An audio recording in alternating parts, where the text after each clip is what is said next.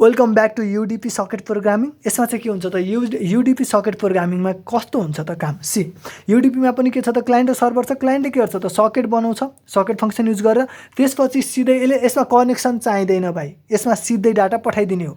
त्यही भएर के गर्छ त सेन्ड टु र रिसिभ फ्रम भन्ने फङ्सन युज गर्छ। सेन्ड टु फङ्सन युज गर्छ जुन चाहिँ हाम्रो राइट भन्ने फङ्सनसँग उस छ, टिसिपीको राइट फङ्सन जस्तै छ र रिसिभ फ्रम भनेको टिसिपीको रिड फङ्सन जस्तै हो। त्यही भएर सेन्ड टु के अरे त डाटा रिक्वेस्ट सेन्ड गर्यो। त्योभन्दा अगाडि सर्भरमा चाहिँ के हुनुपर्छ, सर्भरमा सकेट बनाउनु पर्यो र अनि सकेट एड्रेस चाहिँ बाइन्ड गर्न पर्यो। त्यसपछि रिसिभ फ्रमले के गर्छ त रिसिभ गर्नको लागि रेडी भएर बस्छ। Blocks until datagram receive from the client. अब यो चाहिँ कहिलेसम्म भन्दाखेरि एक्सेप्टले त्यहाँ कुरेर बस्छ जस्तै रिसिभ फ्रमले रिसिभ गर्न रेडी भएर बस्यो भने जस्तै हो।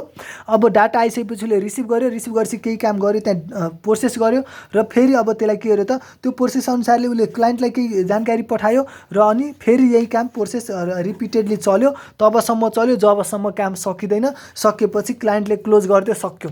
क्लोजको लागि पनि यहाँ भन्दैन, सक्यो, पठाउन छोड्यो, सक्यो। सक्या छैन, हाम्रो स्टेप्स बाँकी छ साँच्ची भन्ने मैले भिडियो बन्द गरिदिएर सक्या छैन। Okay good, come on. So okay, steps for UDP socket communication on client. UDP socket communication क्लाइन्टमा के काम हुने रहेछ, दुईवटा काम हुन्छ।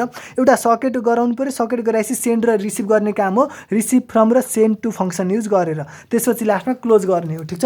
अनि लास्टमा क्लोज गर्छ, क्लोज फङ्सनले क्लोज गर्छ।